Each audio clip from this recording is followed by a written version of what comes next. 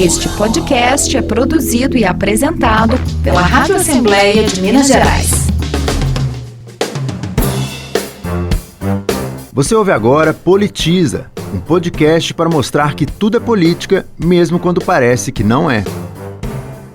Não acho que é culpa de A, de B, de C. Esse é um problema que há 25 anos o Minas Gerais tenta resolver e pela primeira vez nós estamos tendo a oportunidade de tentar dar um fim nessa história. Então, nós temos que estar agora preocupados com os interesses de Minas Gerais, independente de corrente político-partidária.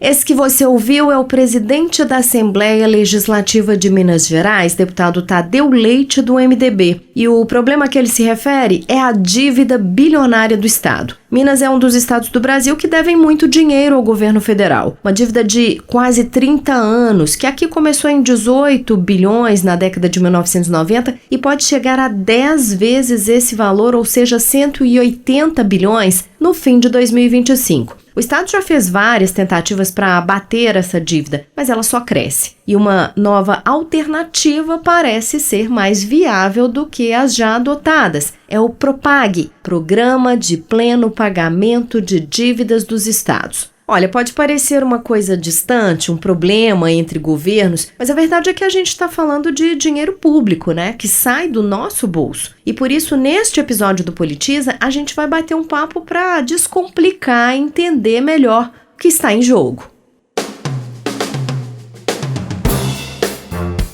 Eu sou Graziele Mendes, jornalista da Rádio Assembleia, e neste episódio do Politiza estou muitíssimo bem acompanhada ao lado de dois colegas queridos. O primeiro é Heitor Peixoto, jornalista da TV Assembleia, que acompanha tudo o que acontece na Assembleia de Minas. Gente, ele sempre ajuda a gente a entender melhor o que está acontecendo. Heitor, muitíssimo bem-vindo ao Politiza. Muito obrigada pela presença. Eu que agradeço o honroso convite, Grazi. Um prazer estar participando aqui desse programa tão importante para a Assembleia. Legal. Também está com a gente aqui nessa prosa meu colega de Rádio Assembleia, o repórter Flávio Júnior, nosso Flavinho, que faz a cobertura jornalística diária das atividades aqui na Assembleia. E ele acompanhou a tramitação e aprovação do PROPAG aqui na casa. É um prazeraço te ter aqui, meu caro. Oi, Grazi, tudo bem? Um abraço a todos. Vamos tentar resgatar aqui um pouco do que foi discutido, que foi falado até agora sobre essa adesão de Minas ao PROPAG. É o futuro de Minas, né? Exatamente. Bora lá.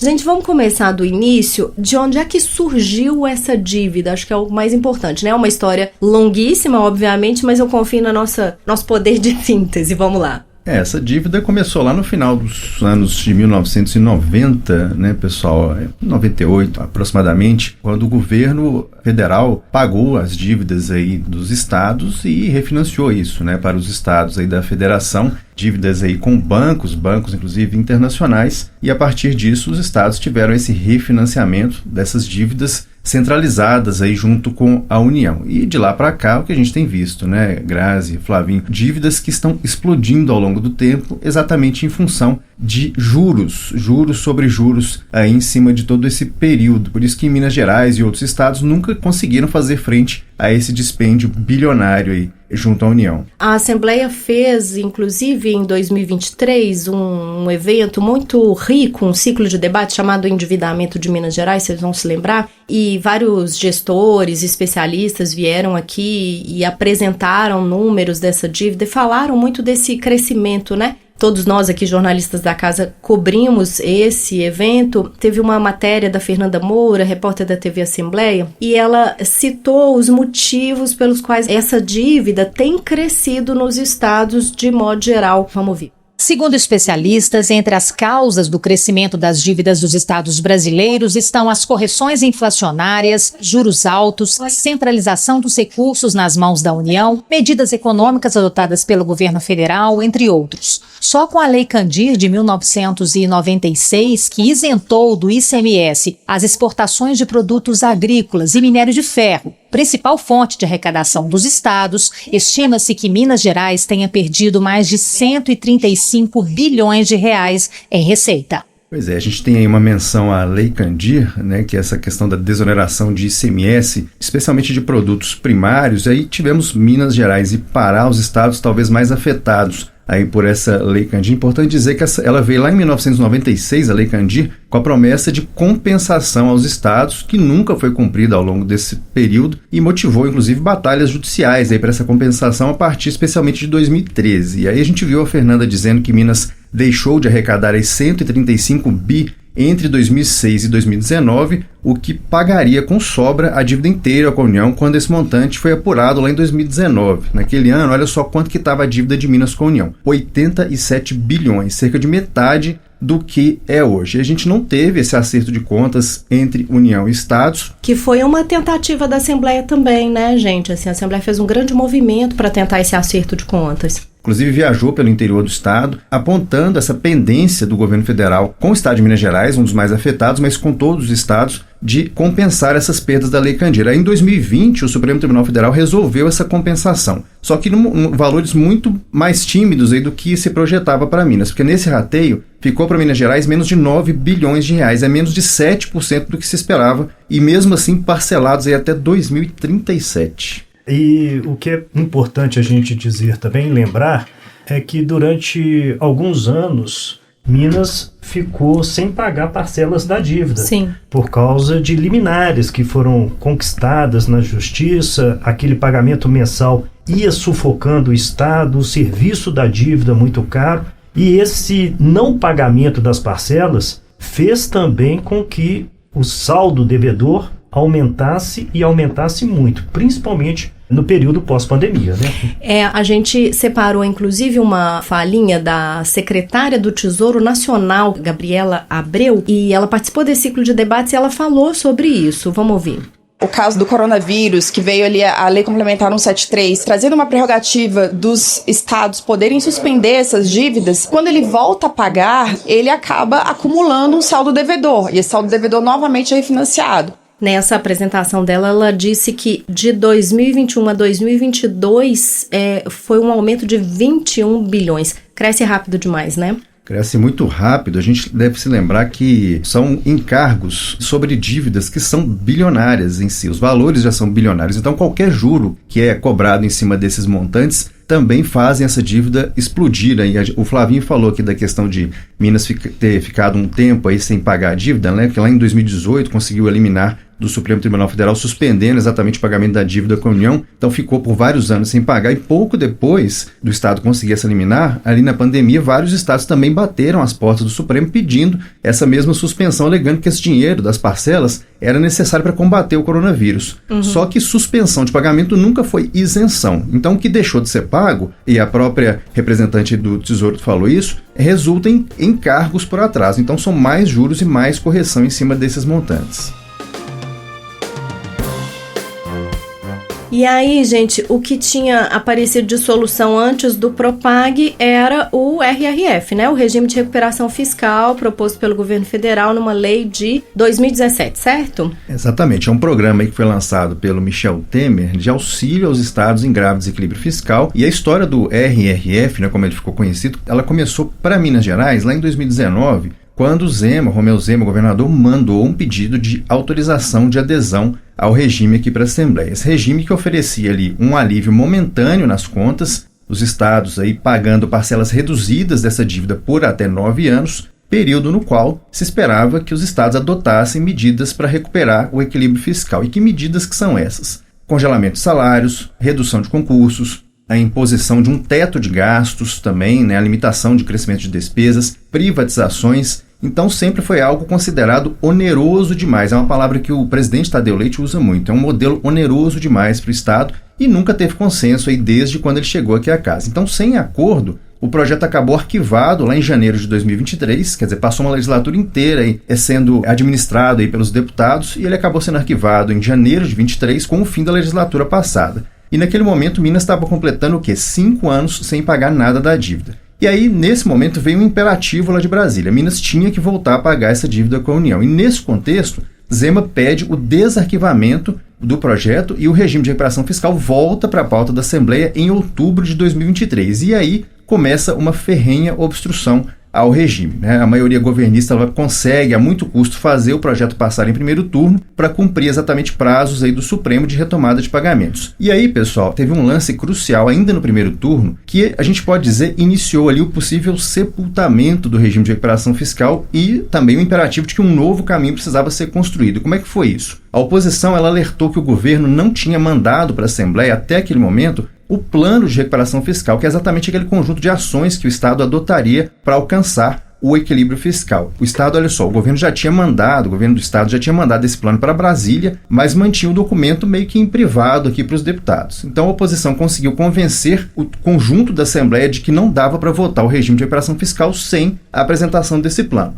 Quando o plano chega aqui à Assembleia, algumas medidas pegaram muito mal. Por exemplo, a revisão dos servidores, revisão do salário. Apenas 2 revisões de 3% cada uma num período de 9 anos, sendo que a Constituição Federal ela garante revisões anuais para os servidores. Terceirizações nos hospitais da FHEMIG, no sistema socioeducativo e outras medidas. Mas o ponto central da divergência é o seguinte: a dívida estava saltando de 160 bi para 210 bi em apenas 9 anos. Então esse ponto a gente pode dizer que foi a virada de chave para um novo caminho aí para a dívida. Outra questão é que, segundo a oposição, apenas o atual governo seria beneficiado, porque o que prevê o RRF é 100% de isenção de pagamento da dívida no primeiro ano e um retorno progressivo desses pagamentos até o fim do regime. Então, por exemplo, em 2024, se fosse feita a adesão naquele momento, seriam 100%, ou no primeiro ano da adesão, 100% sem pagar, depois 88%, depois 77%,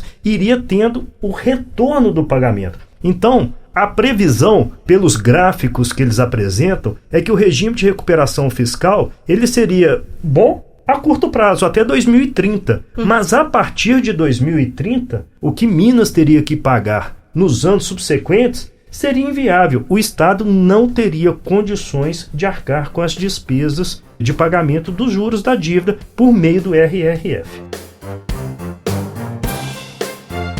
O Heitor citou aí o impacto no funcionalismo público, né? Isso foi muito discutido pelos deputados aqui, que se preocuparam muito com isso. A gente tem, inclusive, algumas falas aí para ilustrar isso. Uma delas é do deputado Ulisses Gomes, do PT. Ele fala em plenário sobre esse impacto, mostrando que, no fim das contas, isso significa também um efeito sobre a qualidade do serviço público na ponta, né? Vamos ouvir.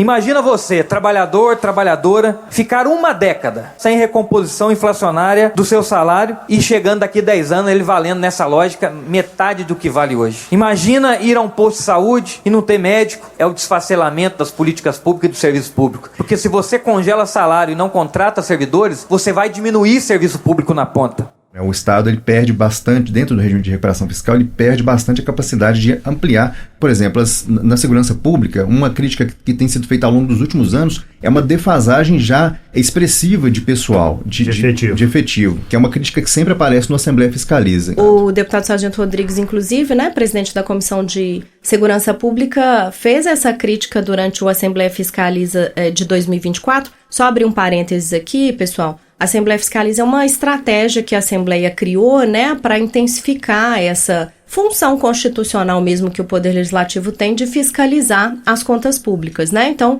os gestores, os secretários são chamados aqui para prestar contas temporárias dos seus gastos e investimentos em políticas públicas. E aí, numa dessas reuniões, o Sargento Rodrigues falou exatamente isso, o impacto no efetivo. É porque nós passaremos por 9 anos, secretário, sem aumento de efetivo. Os nossos servidores vão ter que suportar o trabalho, as demandas aumentando ao longo do tempo, sem poder aumentar o efetivo. Então a PM hoje, secretário, tem 37 mil homens e mulheres na ativa para uma lei de efetivo de previsão de 51 mil homens e mulheres. Então nós não vamos poder aumentar o efetivo?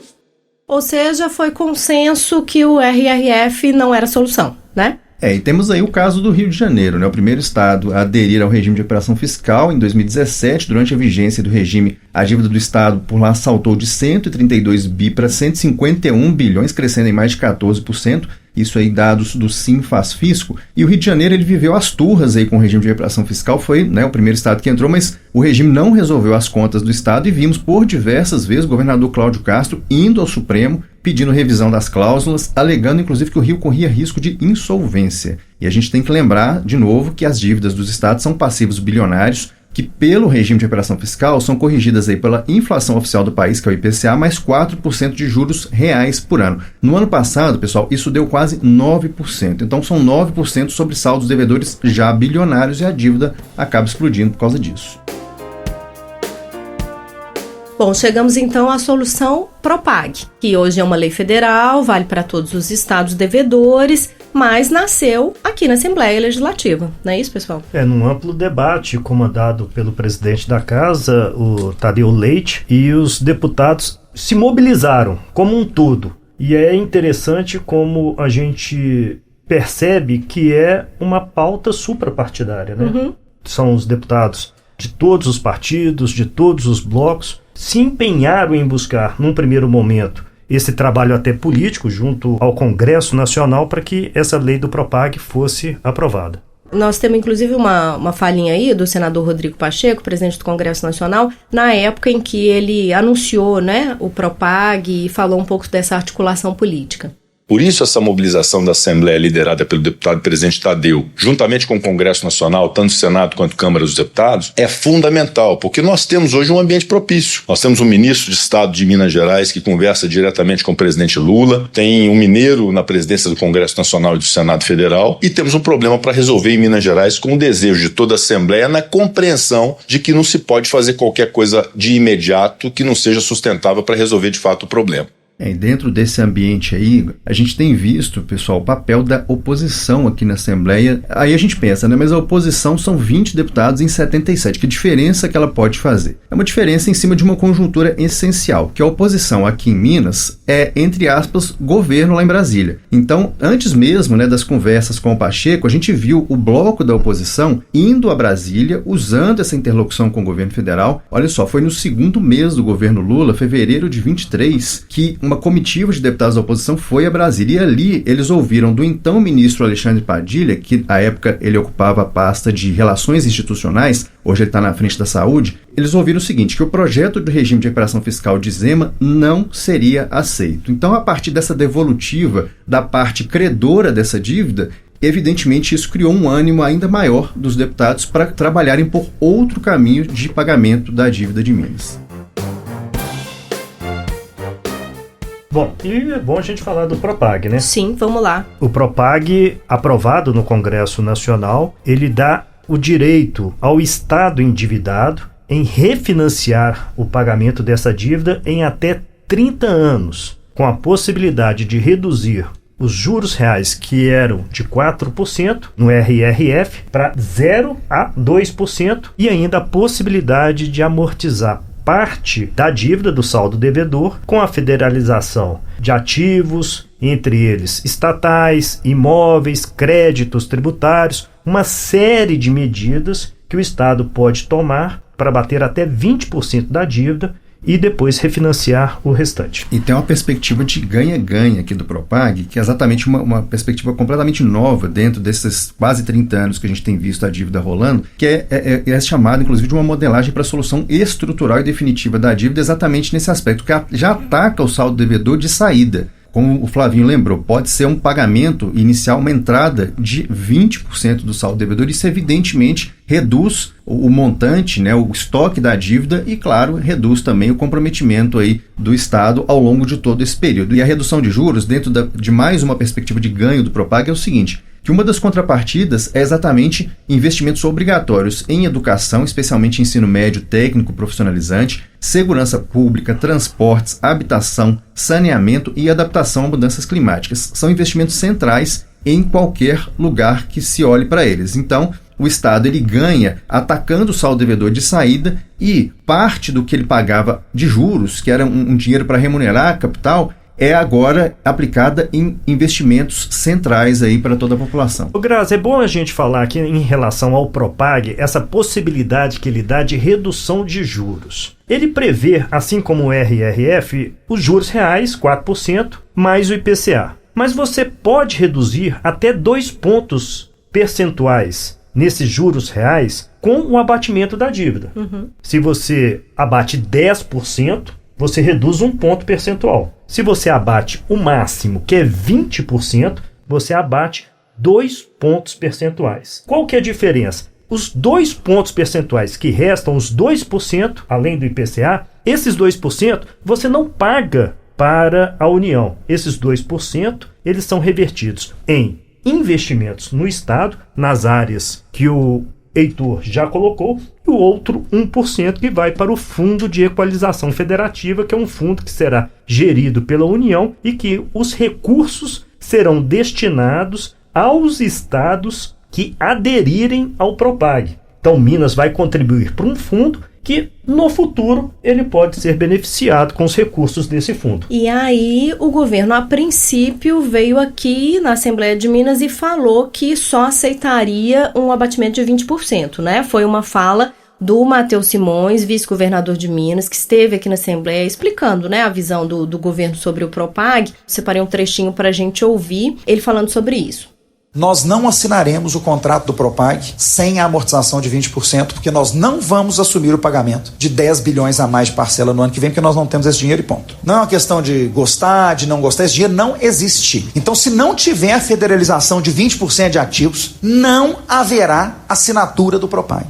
Foi uma fala forte do vice-governador Matheus Simões em cima de um modelo de renegociação da dívida que não prevê apenas esse cenário de 20%, né? Ele foi construído aí com faixas aí de adesão, inclusive o Estado pode aderir sem amortizar nada, e mesmo assim, no longo prazo, o Propag continua sendo muito melhor para o Estado do que o regime de recuperação fiscal, e é o que tem sido reforçado quase que diariamente aqui na Assembleia de Minas, especialmente por deputados da oposição, que o Propag é melhor em qualquer circunstância. Então essa fala deu uma movimentada naquela reunião.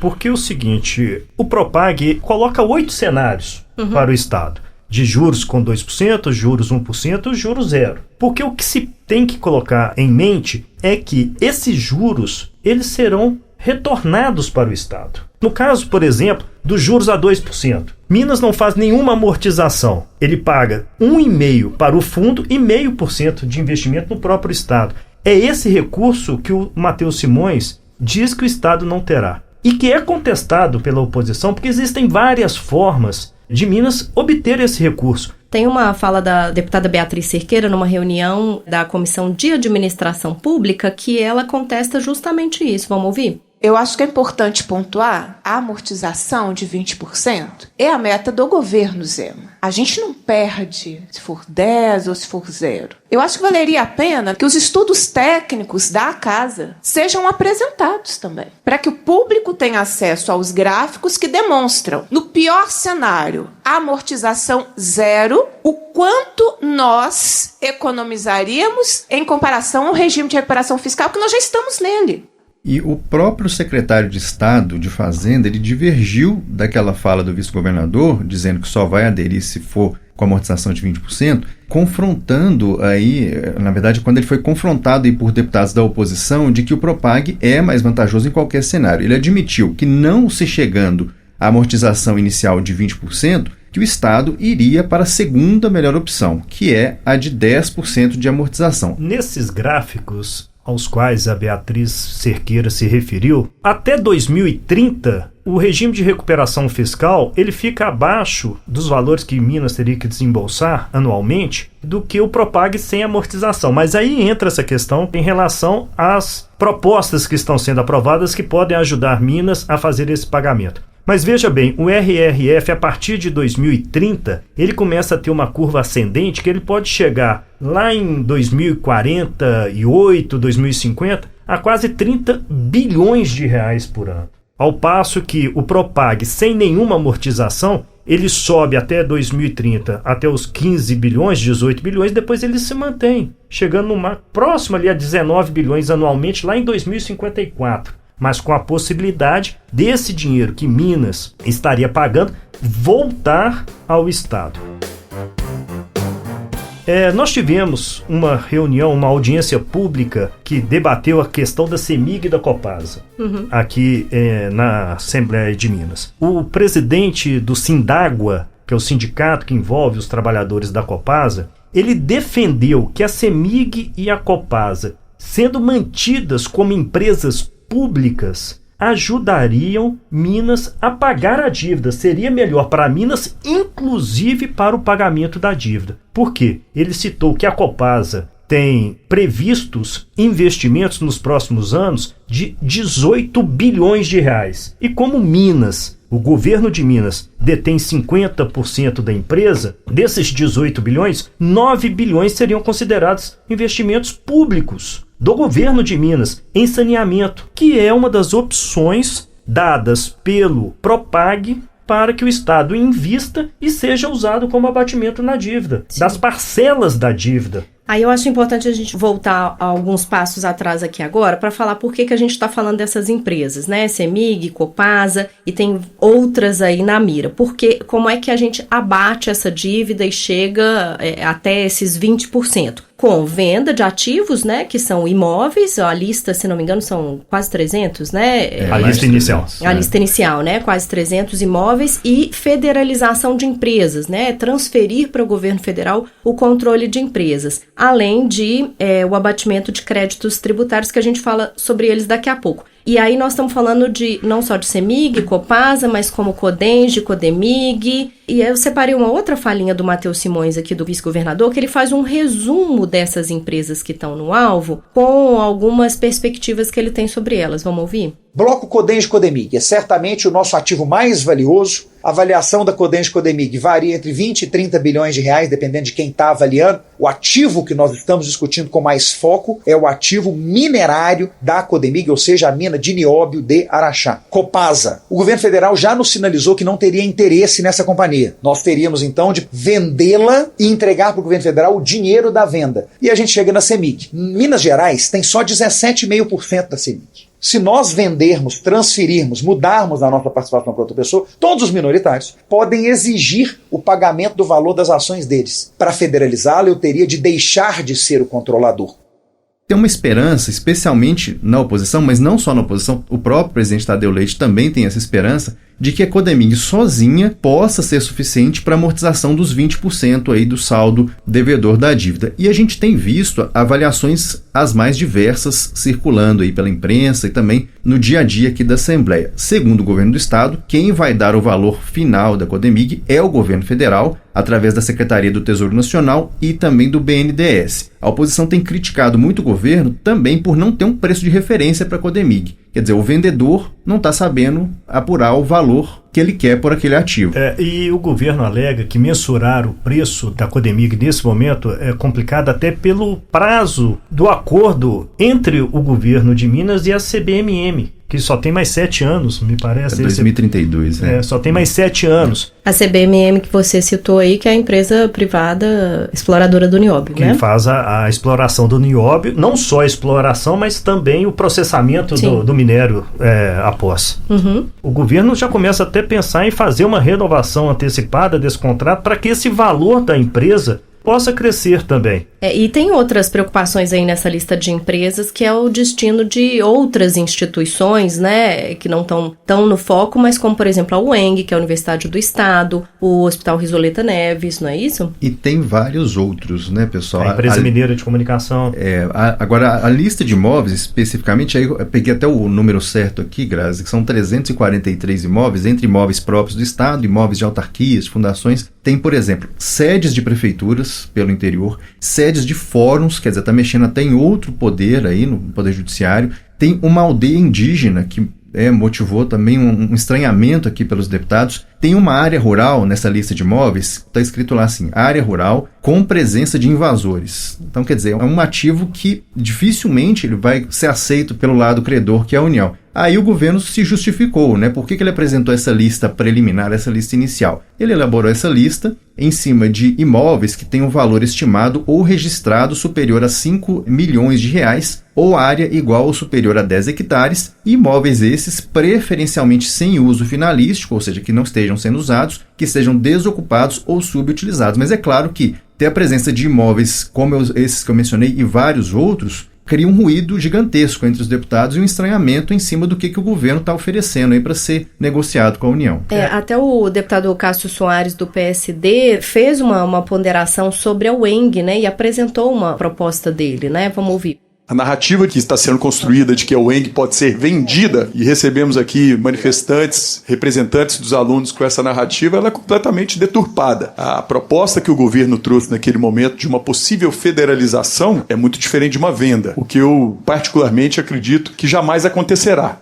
No dia seguinte a essa fala do Cássio Soares, na reunião lá na audiência pública que estava discutindo essas questões aí do Propag, ele foi às redes sociais, foi ao Twitter e fez a seguinte postagem, que ele apresentou uma emenda ao projeto de lei dos imóveis, impedindo que os imóveis utilizados aí pela UENG sejam considerados como forma de abatimento da dívida. Então, é interessante que também é uma inflexão do que foi apresentado de início, né? Essa coisa das instituições ainda está pouco clara, né? Tem muitas idas e vindas nas falas dos próprios gestores. Eu citei aí no início o Hospital Risoleta Neves, por exemplo, que foi alvo também de muito debate aqui na casa, e no Assembleia Fiscaliza da Saúde, quando a Assembleia estava, né, fiscalizando as contas do setor de saúde aqui no estado, o secretário o Fábio Baquerete fez uma ressalva dizendo que o Risoleta Neves, o plano seria transformar num hospital universitário da UFMG. E eu me lembro que na época a deputada Beatriz Cerqueira disse, bom, então isso precisa ser escrito porque isso não está dito em lugar nenhum, né? Então eu acho que ainda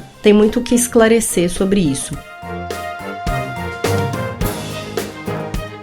Aí a gente chega no abatimento com os créditos tributários, né? Repassar para a União o que o Estado tem a receber em impostos devidos por contribuintes. Você cobriu muito essa tramitação aqui, né, Flavinho? Explica melhor para a gente são isso. São 2 projetos de lei, né? São o que passa o direito a créditos tributários e não tributários e o que tem relação a créditos do Comprev.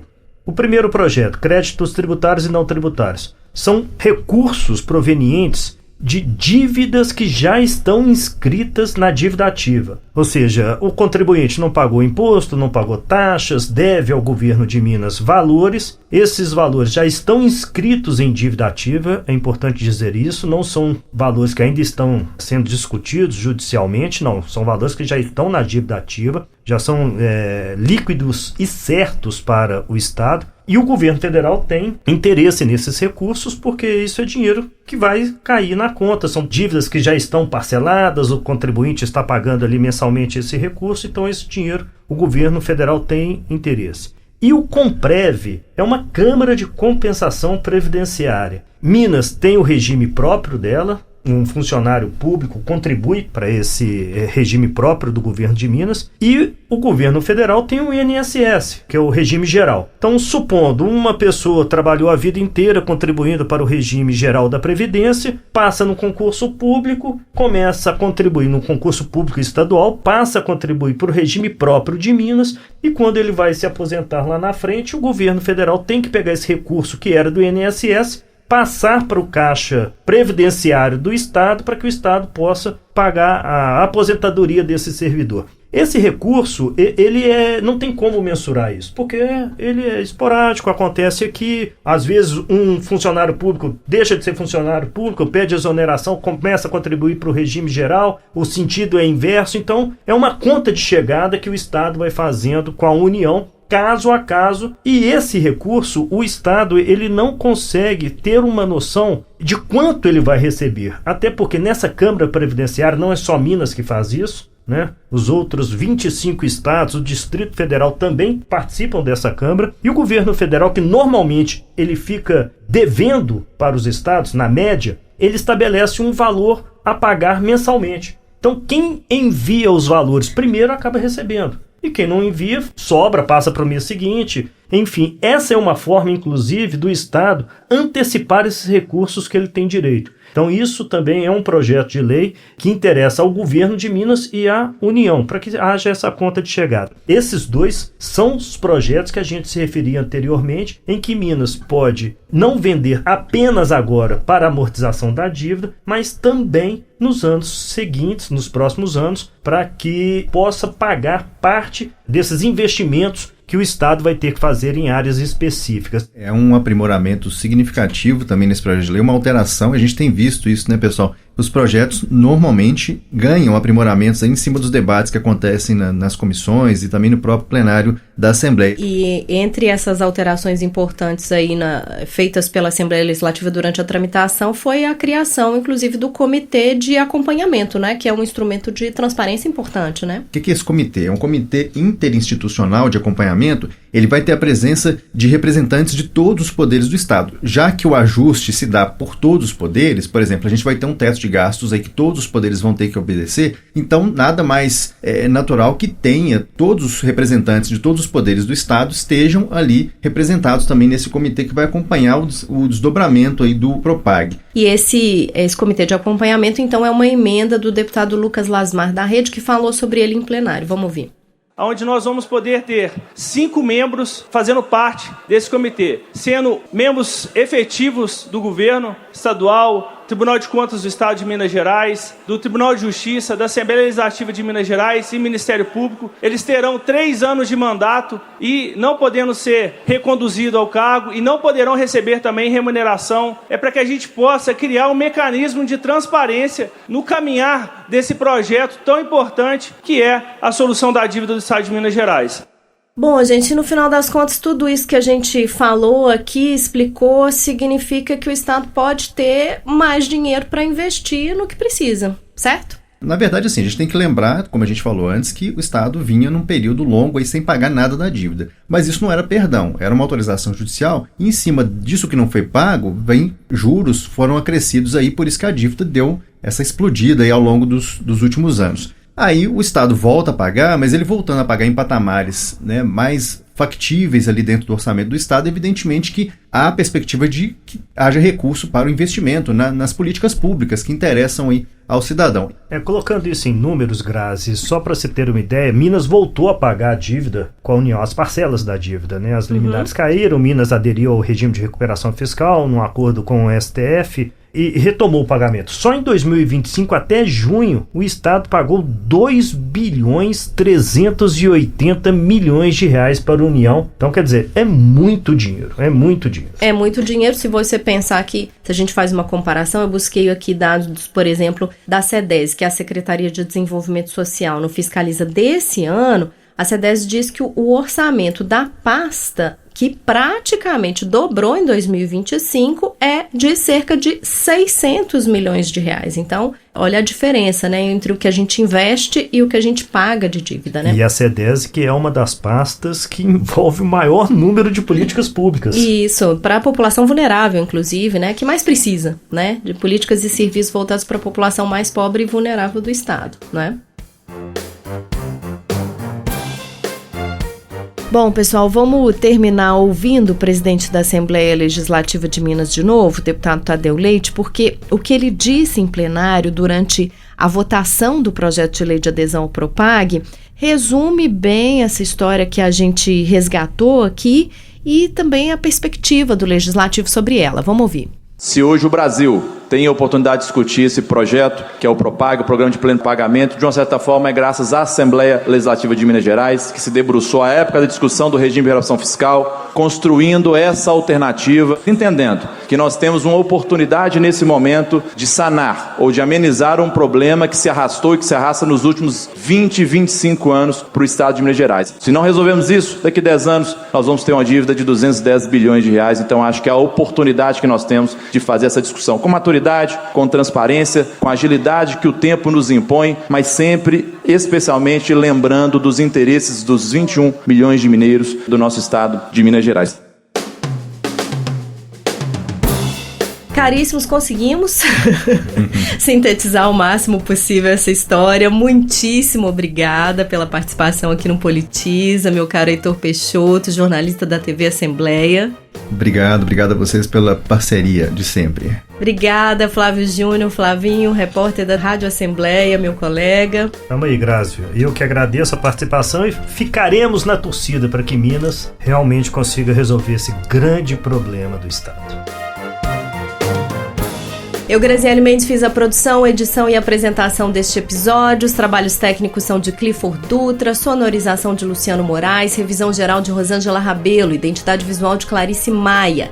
Se você gostou desse episódio, dessa conversa, compartilhe, divulgue. Todos os episódios do Politiza estão no portal da LMG, no endereço almg.gov.br/rádio. Você também encontra o nosso podcast no Spotify, Deezer, Apple, Amazon Podcasts, Anchor, Radio Public e no canal oficial da Assembleia de Minas no YouTube. Até a próxima! Este podcast é produzido e apresentado pela Rádio Assembleia de Minas Gerais.